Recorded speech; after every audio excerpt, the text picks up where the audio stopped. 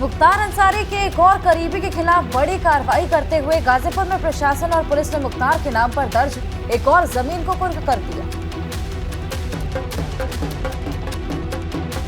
मुख्तार अंसारी के खिलाफ कार्रवाई करते हुए पिछले लंबे वक्त से उसके परिवार और गुर्गों के नाम दर्ज संपत्तियों की कुर्की जब्ती जारी है।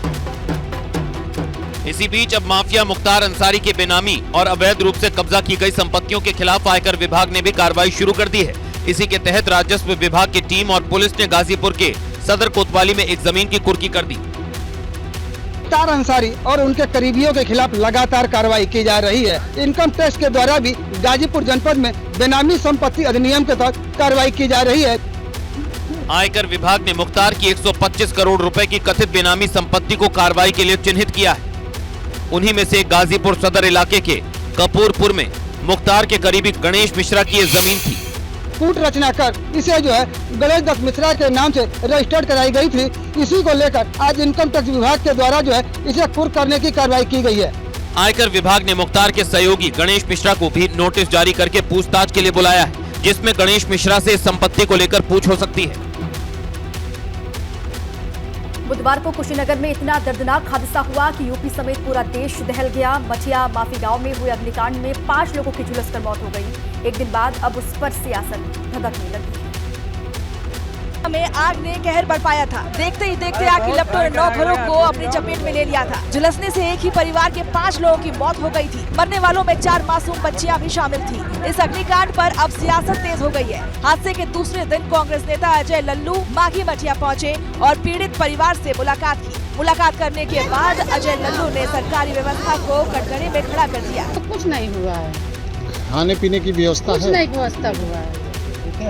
अब इन भूखे हैं, कहीं कुछ की व्यवस्था नहीं है। सीएम योगी आदित्यनाथ ने कुशीनगर अग्निकांड पर संवेदना जाहिर करते हुए बुधवार को ही मृतक के परिवार को 4-4 लाख रुपए मुआवजा का निर्देश दिया था। पीड़ित परिवार ने जल्द से जल्द मुआवजे की रकम दिए जाने की मांग की है, जबकि गांव के प्रधान का कहना है कि अगर गांव में तालाब होता तो इतना बड़ा हादसा नहीं होता। विधानसभा में पोखरी होती तो इससे बहुत लाभ मिलता। जो आज आगजनी पीड़ित है, जो आग लग रही है, अगर फायर ब्रिगेड नहीं आता, पोखरी तत्काल होता तो मिला का पानी फिर गिर जाता। जाहिर है इतने बड़े हादसे के बाद पूरे गांव में मातम है। सुप्रीम कोर्ट ने महाराष्ट्र राजनीतिक संकट को लेकर फैसला सुनाते हुए गुरुवार को महाराष्ट्र के तत्कालीन गवर्नर भगत सिंह कोश्यारी पर तीखी टिप्पणी दी है। सुप्रीम कोर्ट ने पूर्व राज्यपाल के फैसले पर भी सवाल खड़े किए और कहा कि महाराष्ट्र के तत्कालीन राज्यपाल ने कानून के खिलाफ काम किया। सुप्रीम कोर्ट ने तत्कालीन राज्यपाल भगत सिंह कोश्यारी पर टिप्पणी करते हुए कहा कि महाराष्ट्र के राज्यपाल भगत सिंह कोश्यारी ने जून 2022 में महाराष्ट्र विधानसभा में फ्लोर टेस्ट का आदेश नियम के तहत नहीं दिया था। राज्यपाल को ऐसी शक्ति का इस्तेमाल नहीं करना चाहिए जो संविधान ने उन्हें नहीं दी है। किसी पार्टी में असंतोष फ्लोर टेस्ट का आधार नहीं होना चाहिए, जिस पर महाराष्ट्र के पूर्व राज्यपाल भगत सिंह कोश्यारी की सफाई आई है। मुझे नहीं लगता कि मैं चूँकि कानून का विद्यार्थी हूँ नहीं, मैं केवल संसदीय परंपराएं जानता हूँ और विधायी परंपराएं जानता हूँ। उस हिसाब से मैंने जिस समय जो भी कदम लिए सोच समझ के लिए। कोश्यारी की सफाई के बाद उत्तराखंड कांग्रेस ने भगत सिंह कोश्यारी पर कई सवाल खड़े किए हैं। अंतिम संकट के बीच में राज्यपाल कूद गए और राज्यपाल ने बिना सोचे समझे फ्लोर टेस्ट का आदेश दे दिया, जिसके कारण ये पूरा महाराष्ट्र में शिवसेना का विभाजन हुआ।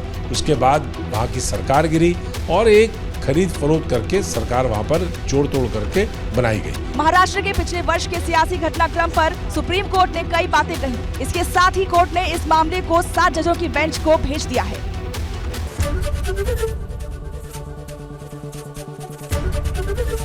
एबीपी गंगा, खबर आपकी, जुबान आपकी।